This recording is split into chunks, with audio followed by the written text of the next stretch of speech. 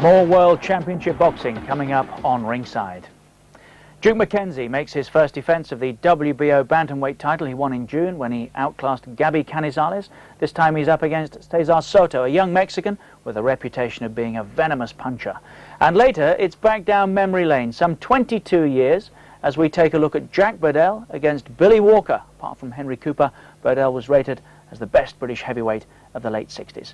One of the best of the 80s, and I think we'll let him get away with the 90s, is Gary Mason, who's with us as usual. Welcome, Gary. Thank you. A busy week for you too. Yes, a very busy week. We entered the ring for the first time in a long time, but this time as a manager, and I've had 2 wins out of 2 fighters this week, so good start. Well done. Well, this week's boxing headlines, apart from that news, have been dominated by the former heavyweight champion of the world, Mike Tyson, the man who at 19 became the youngest heavyweight champion ever. Tyson, often living life in the fast lane, now finds himself in very serious trouble. These headlines tell their own story, and this is just the beginning. Mike Tyson goes to trial charged with rape. The alleged incident happened after a Miss Black America beauty contest in Indianapolis in July. We've heard it all before, of course, but this time it's for real. If convicted, Tyson is looking at a maximum 63-year jail term. He insists he'll prove his innocence, though he's got to have all this on his mind as he prepares for November's title fight with Evander Holyfield. Question is, should the fight be on at all? Mike Tyson's public persona has hit an all-time low with his indictment on rape charges in Indiana. But in boxing, the powers that be say, no matter. The fight November 8th, Tyson challenging the undisputed heavyweight champion Evander Holyfield, must go on. There's $80 to $100 million worth of boxing business to be done. I just hope that Mike Tyson wises up, because Mike Tyson has a cloud above his head, a negative cloud, and there's only one way for Mike Tyson to dispel this cloud. Mike Tyson must get his personal priorities in order. Mike Tyson should withdraw from this November title fight against Holyfield, and he could send a powerful message to the public, including potential jurors for that rape trial in Indiana, a trial which won't take place until next year, by standing up and saying, my priority is getting this legal business out of the way. Tyson can shout from the rooftops by postponing the fight for a few months, let's say until March of next year, and he can make a powerful declaration saying, I'm innocent, I believe in my innocence, and my innocence will show up in that courtroom in Indiana. It shouldn't be business as usual in boxing, because this is a very unusual and a very serious matter. And Mike Tyson has a golden opportunity to set things straight. From New York, this is Michael Marley reporting for Sky Television. Thank you, Mike. Strong stuff, Gary. Do you agree? No, I generally don't agree. You're talking about £100 million or $1 million or pound business here, yeah? They're not just going to call it off because someone is accused of something.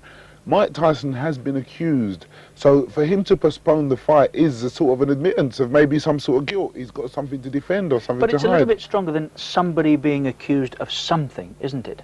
Well, no, he's actually been charged, yeah? And if found guilty, I don't think there's going to be nobody that's going to agree with what he has done or condone it in any way. But you have to assume that Mike Tyson has not done it and someone is just accusing him of something at this stage. So for that reason, I can't see why you should have to stop the fight. But is there not an argument, as Mike was suggesting, that he should have his mind on other things right now, that there are more serious matters in his life than this bout, which can wait? Mike Tyson, before he fought Frank Bruno, went through hell, didn't he? And nobody suggested then that he should postpone the fight and wait till afterwards and then fight him. He went on and he fought in there. Listen, that thing, that ghetto thing in Mike Tyson, it's the thing that's in him now, that's what's getting him into this bother that he's in, and that's the thing that will make him beat Evander Holyfield as well. The Holyfield camp will want to get it on, of course. Yes, because they've got Tyson, they've got him on the ropes with the problems, and there's a lot of money at stake. They don't want to cancel the fight at all at this stage.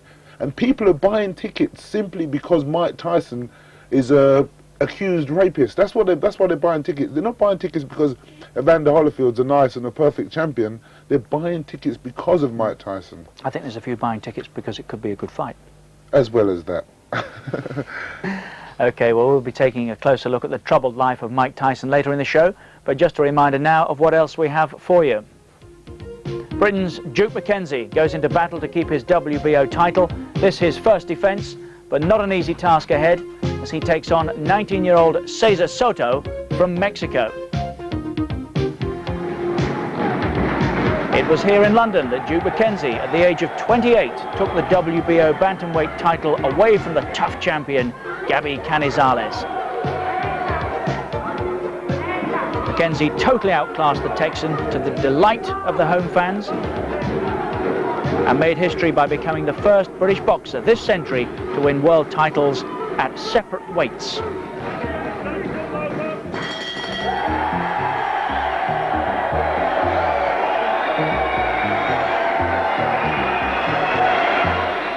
The winner and the new bantamweight champion of the world, Duke McKenzie.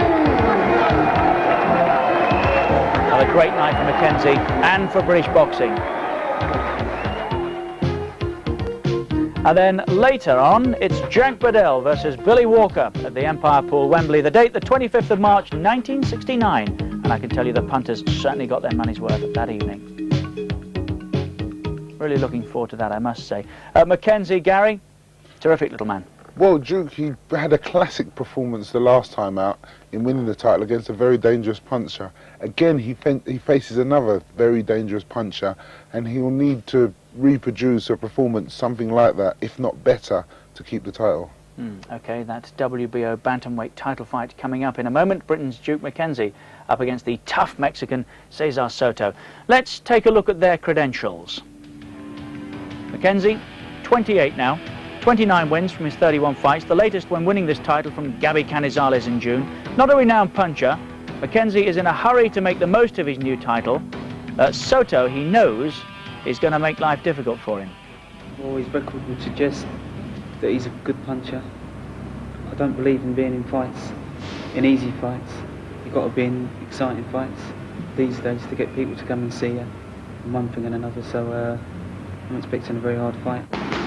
McKenzie's a wise old bird. He's in good shape, as he was last time out. I'm prepared for a hard fight, as I was with Gabby Canizales.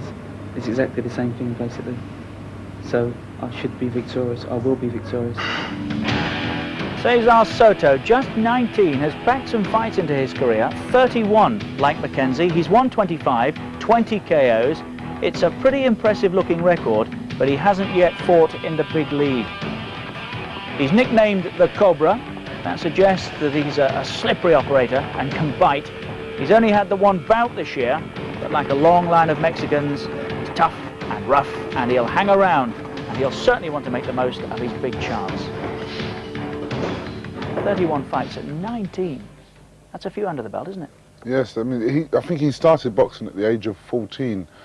Which a lot of the Mexicans, they have to start fighting from younger than that anyway. He just started fighting officially at 14.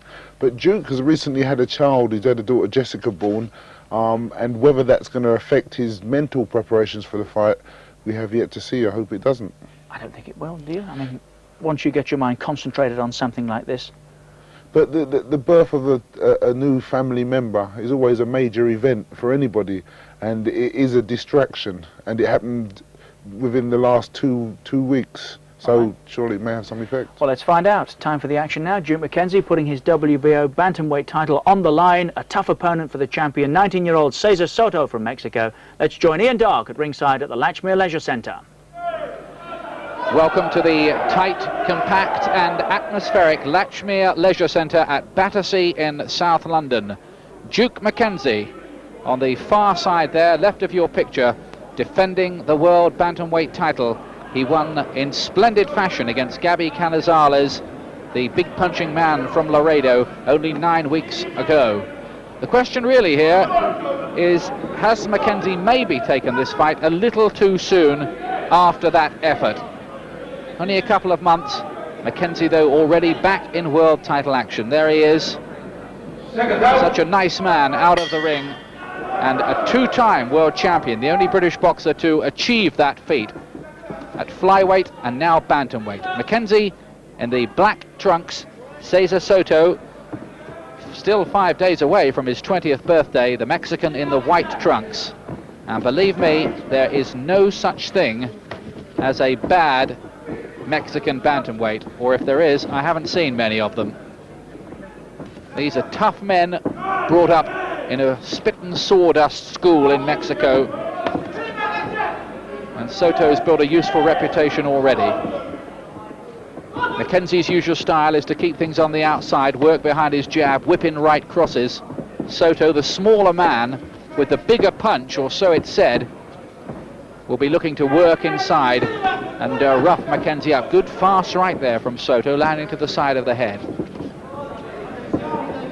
When he won the title, McKenzie really did put on a masterclass that night against Gabby Canizales and won every single round. I think one judge had one round even, but that was about all.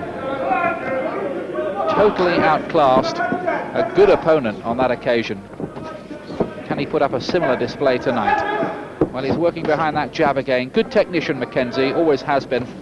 Has sometimes looked a little bit ordinary when the pressure's been off, but often when it's mattered, he's put in a good performance. McKenzie moving up to bantamweight after finding it increasingly difficult to make the 8-stone limit at flyweight, where he lost his world title to Dave McCauley, who of course still holds it. Typical piece of work from McKenzie there, making Soto miss. Good reflexes and then whipping in a couple of left hands. Referee Bill Connors having a word with McKenzie there about holding behind the head. 3 judges, by the way, for this one. A German, a Canadian and an American. They will do the scoring. Referee does not score.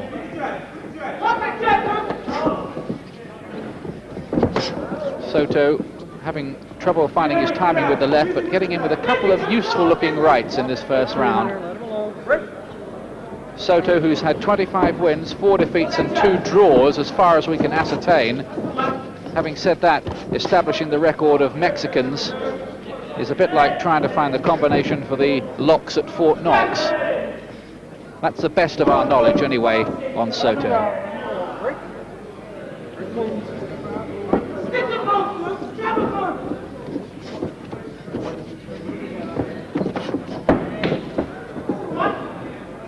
Soto hasn't found the range yet with that left hook of his, which is reputedly quite a potent weapon. There goes the bell to end the first round. They go back to the corner. Let's take a look at Duke McKenzie's record to date. He's been a professional now for 9 years, 29 wins, those 2 defeats against Dave McCauley and Thierry Jacob in a European title fight. McKenzie in his 5th World Championship fight tonight. There's Soto. Wasn't ranked by the WBO until August, and then rather mysteriously suddenly appeared at number 8. These things do tend to happen with the WBO. Second round coming up. This a voluntary defence for Duke McKenzie. McKenzie in the black trunks, the man from Croydon. He's 28 years of age now. Pretty experienced and much more comfortable up at 8 stone 6.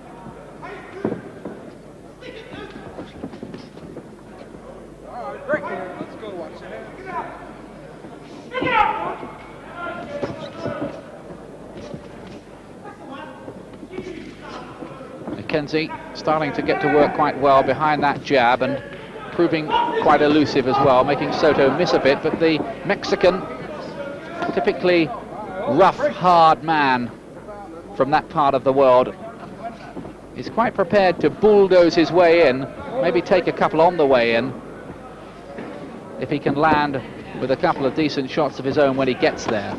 Good right there from McKenzie, working inside. And look at that, lovely work on the ropes from the champion.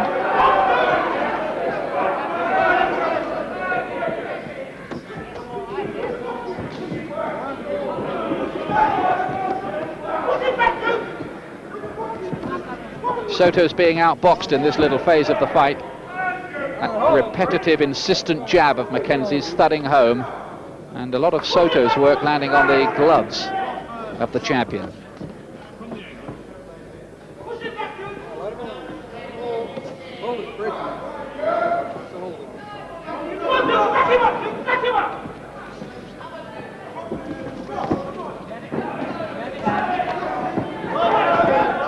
Very tight little arena this, just like the one at the Elephant and Castle where McKenzie actually won the title. With so many versions and so many world title fights going on these days, all sorts of venues are used to stage them. I remember being at one in Italy, which was rather like a village hall beside a lake, where Gianfranco Rossi fought.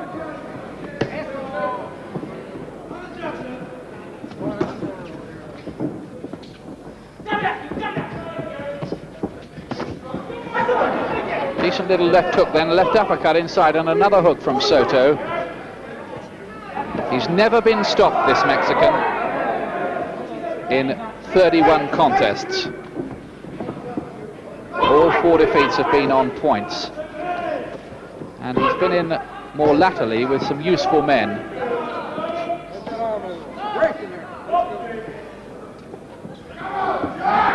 He beat the world title contender Mike Phelps in a strange 5-round fight. Lost a couple of times, though on the second occasion very closely indeed to Victor Rabanales, who gave Greg Richardson, the WBC champion, a good fight. So Soto has got some pedigree despite being pretty young. McKenzie certainly not having things here all his own way as he did in the Canizales fight. Soto looking quite useful, though at times in that round he was outboxed, as plenty of people have been before him when coming up against McKenzie. Soto here looking to build on the reputation of great Mexican bantamweights, notably that thunderous puncher Ruben Olivares, and men like Rafael Herrera, Alfonso Zamora, Carlos Zarate and Lupe Pintor have held the world bantamweight title for Mexico over the last couple of decades. Soto is pretty aggressive, looking to take the fight to McKenzie all the time. That won't hurt McKenzie too much. He won't mind boxing on the counter, and he's done that to some effect there right at the start of the round, thumping in about 3 or 4 jabs as Soto tried to close the range on him.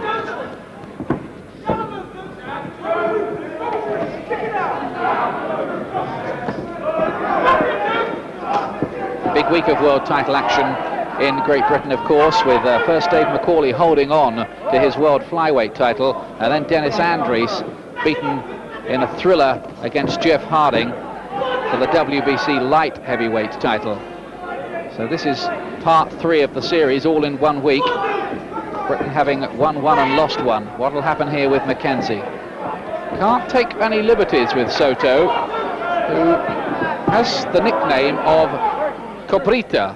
It means little cobra, and the nickname was given to him because he allegedly has a venomous punch.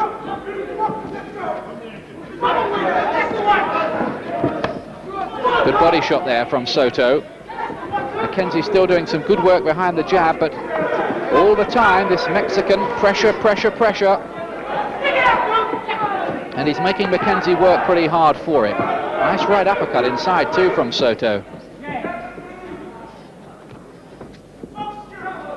First world title fight for the 19-year-old Mexican. He's done nearly all his fighting so far in a place called Ciudad Juarez. I hope I've got that pronunciation right.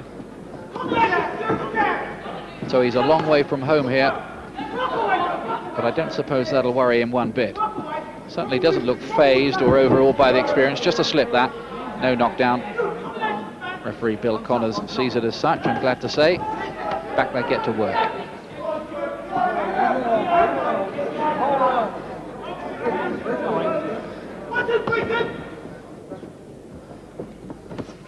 Good right over the top from McKenzie there. Gloves held high, Soto, but McKenzie saw a gap and thumped in that right into the forehead, then back to work with the jab again. Right, and that's a good shot from Soto as well. And McKenzie has to take a backward step and wants to hold on and buy time. I think that shot from Soto there just shook him up a little bit, but used his experience to buy time. which he did pretty well against Canizales in the last fight, when Canizales did land for once. I think it was about the 4th round. McKenzie bought time and got himself out of trouble and went on to dominate things. So it's quite an interesting fight here. 3 rounds gone. Let's have a look again. There's a good right, and then Soto with that left hook, and it just stiffened the legs of McKenzie for a moment, and he's slightly in disarray there. He's in backward gear, but he's got his wits about him enough to avoid those punches and then hold on and let his head clear. Smart.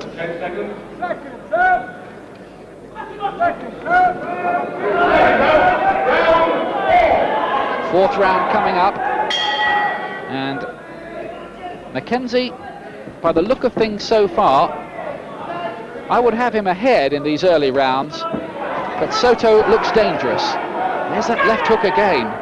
That is a potent weapon.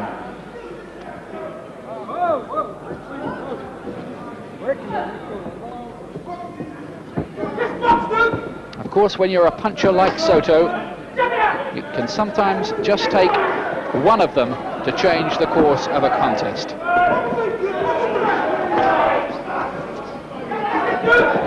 Now this is more the kind of fight Soto wants, and McKenzie doesn't. Brawling, trading. Good right though from McKenzie, sharp there on the counter. McKenzie would prefer to keep this cool and at range where he can work behind his jab. Soto wants to get inside, turning into far more of a brawl, rather like this. When he gets inside though, sometimes Soto's not doing too much there. The Mexican's corner, just getting a little warning. Right uppercut, about talking too much from the sidelines. Soto trying to pump in the body shots. Well, there's no doubt about it, the Mexicans have had a good look at videos of McKenzie in action, and they've come up with this plan to try and counteract it. They won't let him keep it at range as much as he wants to. He's now mauling, spoiling the Mexican, trying to wear McKenzie down, slow him down.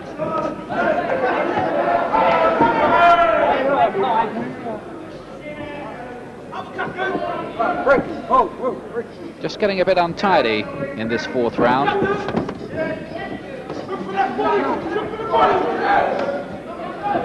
Oh, nice right there from McKenzie, but a left back from Soto. Now they want to trade.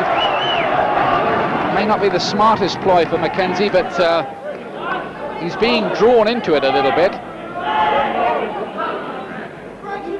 McKenzie, who, when he's not boxing, works at the Nestle chocolate factory in Croydon.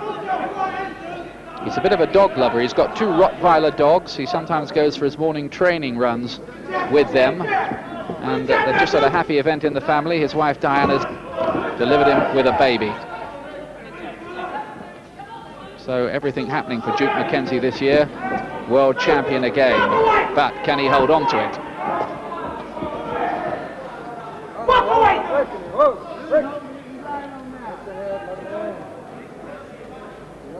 So far, Soto, the little cobra, living up to the great reputation that Mexican bantamweights have established over the years.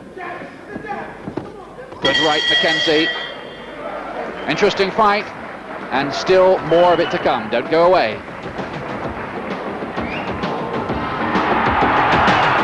Welcome back to the Latchmere Leisure Centre. Mickey Duff there and Denny Mancini in the corner of Duke McKenzie, the WBO bantamweight champion, who is having to work pretty hard here against Mexican challenger Cesar Soto, just 19 years of age, but a man who looks dangerous with his left hook. He's staying with McKenzie well here, and this is a much, much more even fight than the one against Gabby Canizales when McKenzie won the title in June. McKenzie in the dark shorts.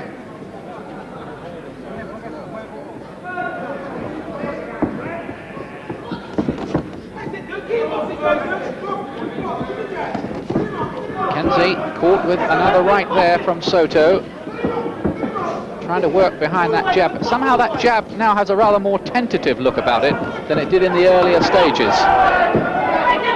And Soto, at times, is showing an inclination to just walk past it. Rough, tough challenger Soto, typical Mexican background, 9th of 12 children, and made his debut, would you believe, as a professional when he was but 15 years of age. So at 19, he's pretty experienced already. They don't give the fighters education over there, build them up gradually. They go straight into hard fights and only the fittest of them survive. Left hook, McKenzie, good shot that, close in. That's a good body shot too from Soto. Soto's growing in confidence here, just switching southpaw there momentarily, leading off with the right and getting the reward of a couple of jabs going in with it too. See John Morris, the Secretary of the British Boxing Board of Control there, watching at ringside, anxious look on his face.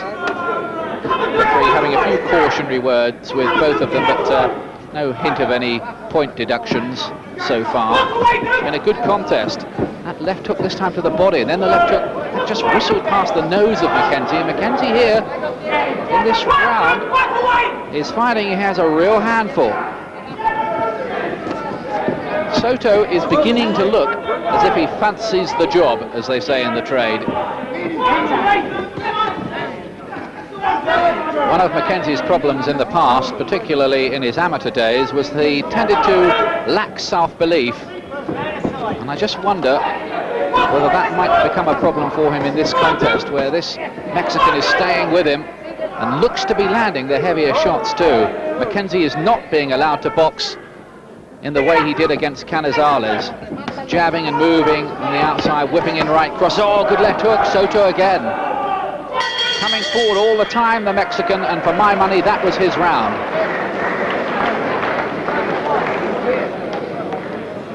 McKenzie goes back to the corner there.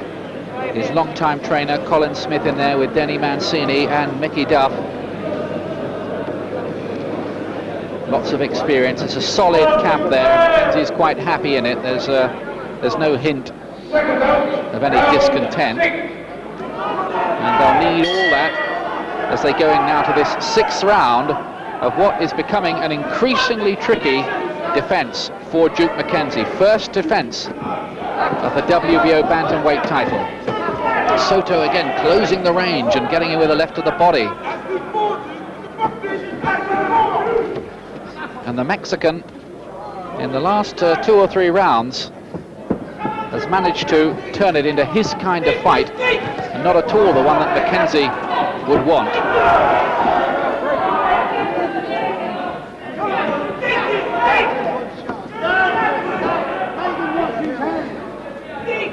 Soto looking to rough McKenzie up.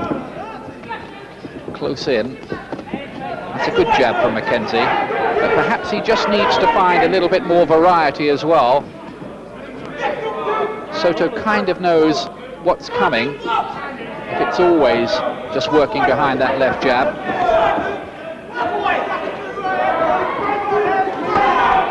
That's better for McKenzie. Got the punches in, then got away. Didn't take the counter.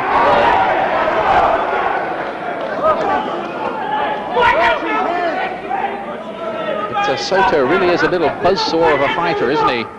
Keeps on working. He's obviously in great condition for this. McKenzie right on the limit, 8 stone 6, Soto a pound lighter. And this division with a long, long history. The first champion dates back to the 1890s, a fellow called George Dixon. Not of Doc Green. No, this fellow was a Canadian who won the title on an 18th round stoppage. He used to have fights that kind of length in those days.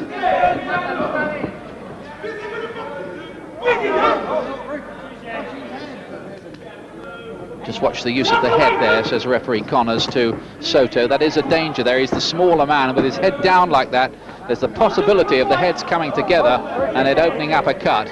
Referee will have to watch that. Both scoring with left hooks, and this now is becoming pretty grueling.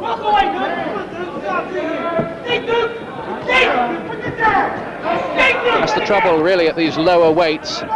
when you become a champion, the title tends to change hands quite often because there are so many tough little men coming out of places like Mexico, Panama and Korea.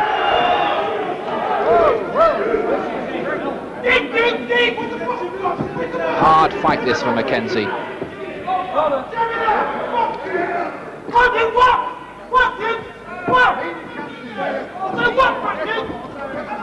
Somebody calling out rather unhelpfully to McKenzie, work Duke, work Duke. I don't know what he thinks he's doing in there. And he goes back to the corner, takes out the gum shield and awaits some fresh instructions. And there's Mickey Duff. You can hear him saying no, he's putting his head in first. He's complaining that Soto has twice gone in head first, which is what I was talking about during the round, the danger of the heads opening up a cut. You don't want that sort of thing. Good refereeing can prevent it. This fight now is pretty tight, I would think, on the scorecards of the three judges. Corner, 10 seconds. Duke McKenzie, who once celebrated one of his big wins, I think it was his world flyweight title win against Rolando Bohol, by buying himself a BMW. If he comes through this one, I think he can afford another little lavish present. He'll deserve it, because Soto's going to make it work here, already has done. McKenzie in the black trunks then, the colour identification. The older man here by 9 years.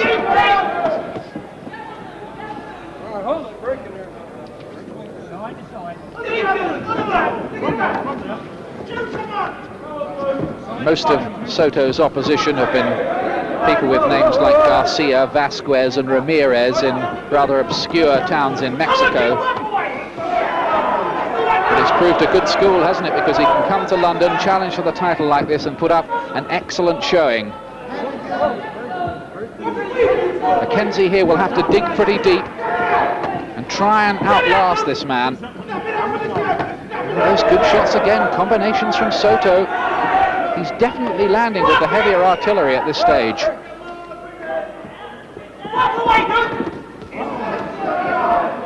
Soto's just walking through McKenzie's jab to let go with those hooks. It's a decent little right inside there from McKenzie.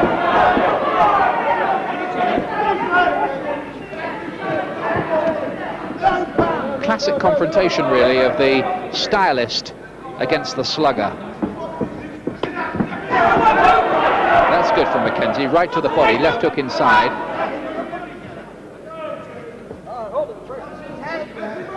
Watch his head again, shouts Mickey Duff, who's never short of a word in the corner, telling the referee that he wants Soto pulled up for going down with his head down.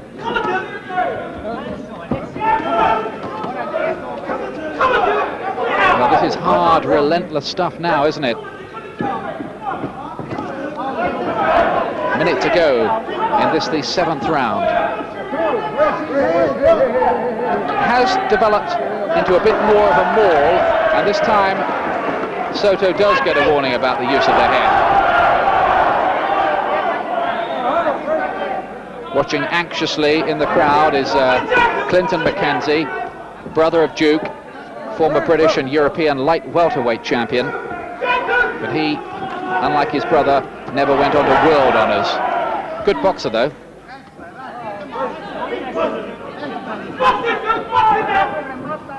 Another of Duke's brothers, Dudley, was also a professional, and so too cousin Lee. So it's a real boxing family. McKenzie's done a little bit better in this round. Looking a bit more wild, Soto, getting caught there with a right on the counter. Although that's a good right from Soto to end the round. Don't go away. More of this fight in just a moment.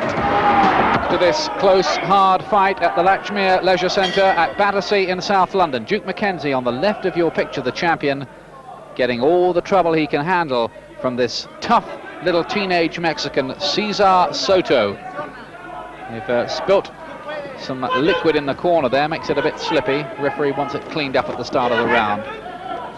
often a problem, that. McKenzie nice and busy at the start of the round behind the jab. I think the corner have told him he's got to throw out that more often to keep Soto away from him. At the end of the 7th round, just going through my scorecard, I had McKenzie ahead, but only by 1 point. It's pretty close. Nice right that from McKenzie, didn't travel far into the head of Soto.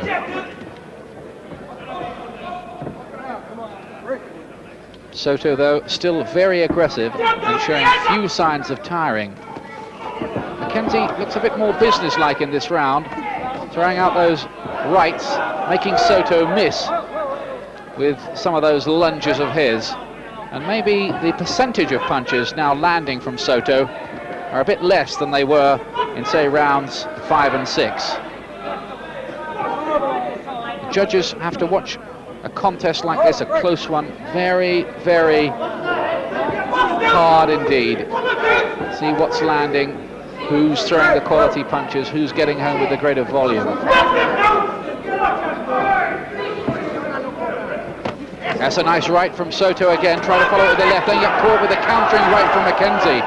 Neither of them prepared to surrender the initiative here. As soon as one man lands with a decent shot, back comes the other fellow.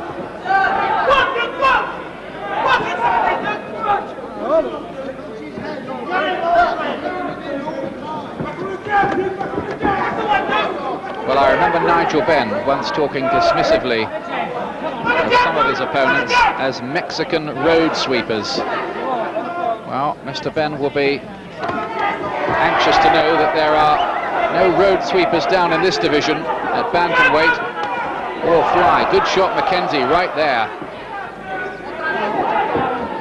Soto made to miss a couple of times. McKenzie proving a little bit more elusive, and he needed to be, because Soto had landed with some fairly good hooks a couple of rounds back.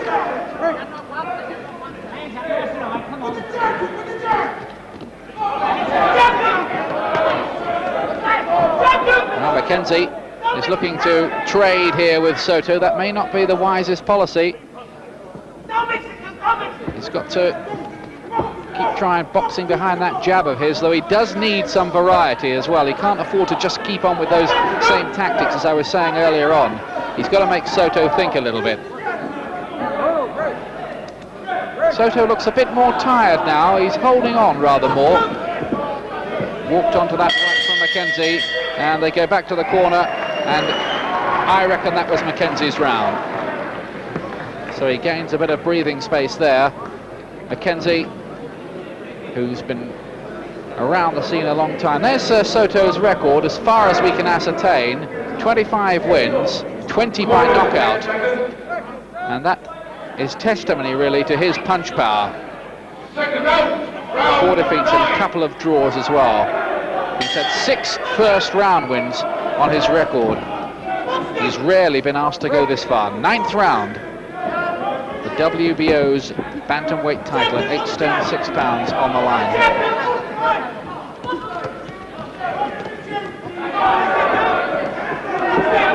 That's good for McKenzie.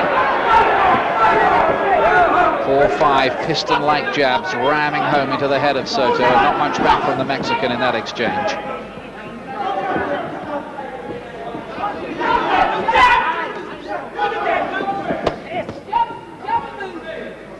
In the last 3 or 4 minutes, McKenzie seems to have found a new lease of life, just when you felt that maybe his title was in danger of slipping away from him. But there's plenty more mileage in this yet, and you wonder which way the front is going to turn next.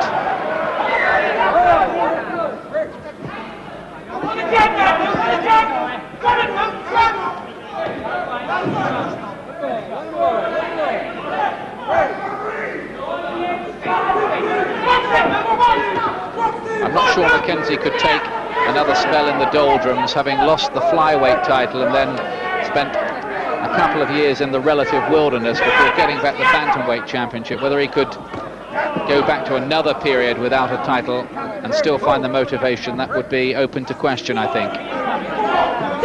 So he's desperately hungry to hold on to this title here and hope for some big money fights down the line. One intriguing possibility, I suppose, might be if he could tempt Billy Hardy out of retirement, another British boxer, that would be a decent fight, I reckon.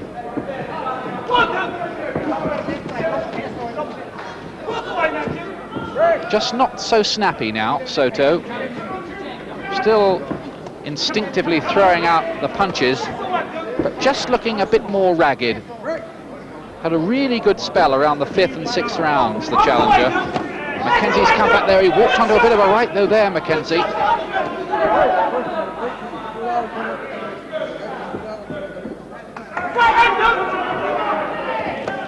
That's another good right over the top there, thrown fast and hard by Soto, but he is resilient, Duke McKenzie. He's only been down once in this 9-year career of his. That was against Thierry Jacob in a European title challenge. His brother, Clinton, can't sit down in the background. He's standing up there. You can see him in the grey suit.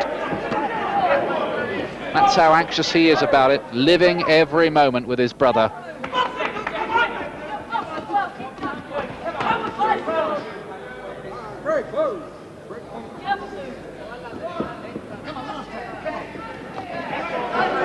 Soto's looking a little bit more marked up around the face now, but no hint of a cut or anything like that as the bell goes to end the round. Hard work this for Duke McKenzie. Certainly not the smooth ride he had first time. Look at Mickey Duff, forever berating referees. It's all part of the gamesmanship, really. He's going to get the referee onto your side, see things your way. William Connors is having nothing of it. There's Soto. Look at that sweat there. They're both bathed in sweat. Very hard work underneath the lights here.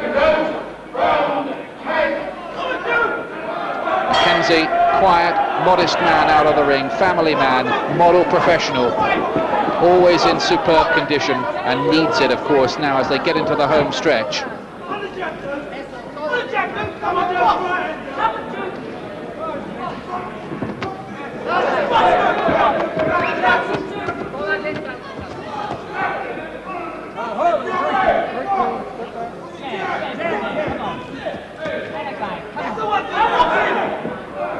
Been a long road for Duke McKenzie. In the early days, he fought in places like Las Vegas, Los Angeles, Reno, Atlantic City, as Mickey Duff gave him American experience. Soto putting in quite a rally here. Good body shots landing there, and McKenzie does well to get off those ropes. Buys a little time. In those early days, McKenzie fought a fellow called David Lapo, who was last heard of performing live in a sex parlor on 42nd Street, New York. Don't think he'll be making a return to the ring. Now then, just a bit of tape flapping around by McKenzie's left glove. They clip that off, don't want that flipping into the other fellow's eye, and back to work again. Lots of aggression still from Soto, but he's finding it harder to nail McKenzie than he was 2 or 3 rounds back. McKenzie's got a little bit more elusive, a little busier. He's caught with some head punches there though, and buys a bit more time, McKenzie, by holding on. Soto, good work again from him. Real clash of wills in there as well now. McKenzie crashing in that right.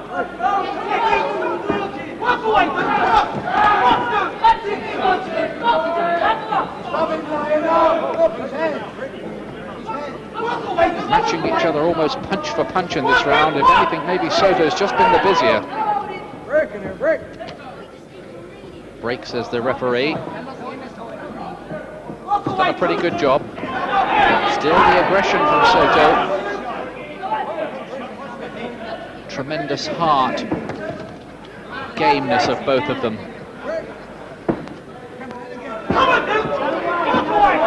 That's a bit wild from little Cesar Soto.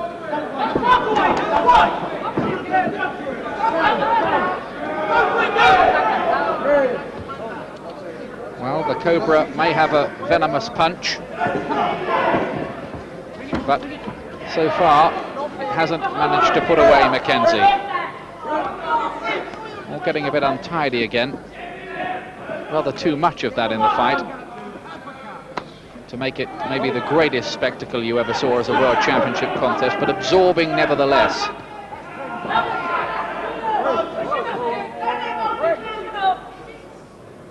So after this, only a couple more rounds to go. Join us after the break to see which way it goes.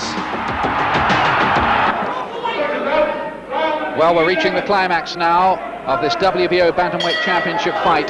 Champion Duke McKenzie in the black trunks up against this tough Mexican challenger, Cesar Soto, in the white. On my scorecard, McKenzie ahead at this stage.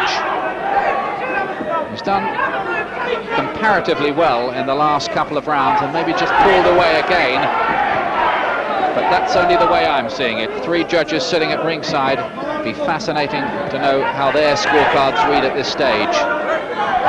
And any suggestion that the judges might do favours to the home boxer here in Britain were rather dispelled by what happened to Dennis Andries the night before, when he lost his title on the closest of decisions against Jeff Harding, the Australian. So McKenzie knows that he's got to go out and earn it if he wants to retain his title.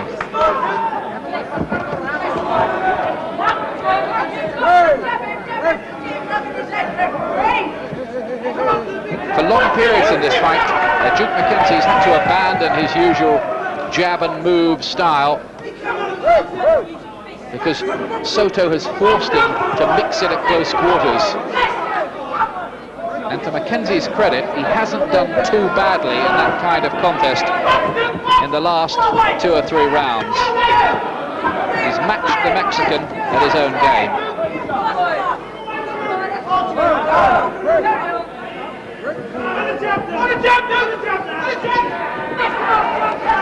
I wonder how those judges are scoring it. In one of McKenzie's fights, a European title fight against Gianpiero Pina in Italy, one of the German judges there scored all 12 rounds even, would you believe? He used to be indecisive, but now he's not so sure.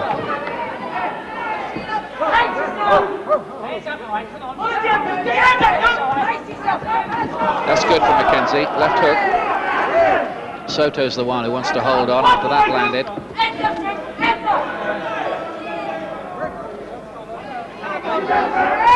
Just a bit of a maul at times now. They're both pretty tired, and Soto looks the more tired to this observer.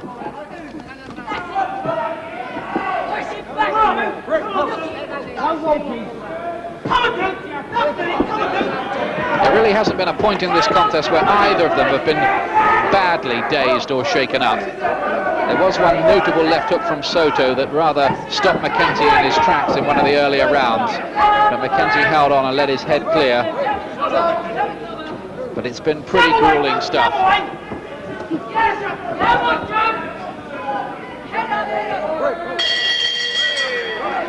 Bell goes to end the 11th round. There are just 3 minutes left in the equation now.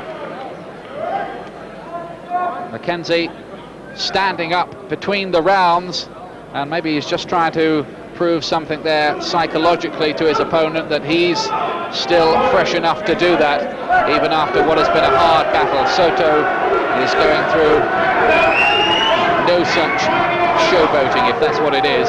He sits down, he takes the rest, and it's not a bad ploy really. There are no points for these little acts of bravado, but maybe Duke is feeling pretty good still. Soto has been holding on a lot in the last couple of rounds. Maybe he's given it his best shot. Maybe McKenzie's absorbed that, has got over the worst. And the retention of his title seems to be within reach. I have him in the situation here where Soto needs the knockout in the last round. My scorecard has McKenzie ahead by 3 points.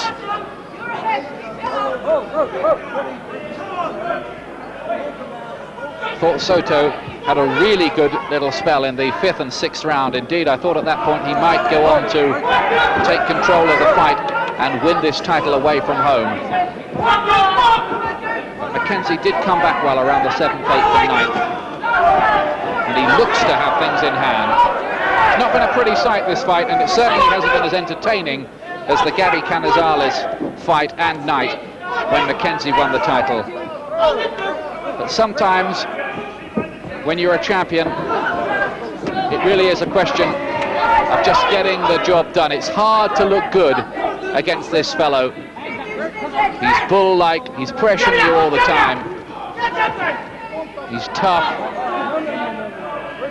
And sometimes you just have to go for the victory. And I think in that respect, you have to take your hat off to McKenzie. Good work from him again, the crisper punching from the champion.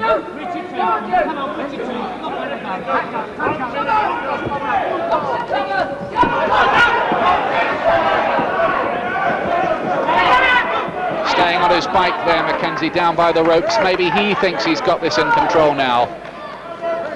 Maybe that old boxing brain is telling him, just stick out of trouble here if you can. Hold on, buy a bit of time where necessary. No phony heroics are called for. That would be a very inexperienced thing to do. Soto's giving it his best shot, but there's less in his punches now. He looks more tired. There haven't been a lot in many of the rounds. And of course I'm prejudging the scoring a bit, but I must say I'd be mildly surprised if McKenzie was to drop this decision.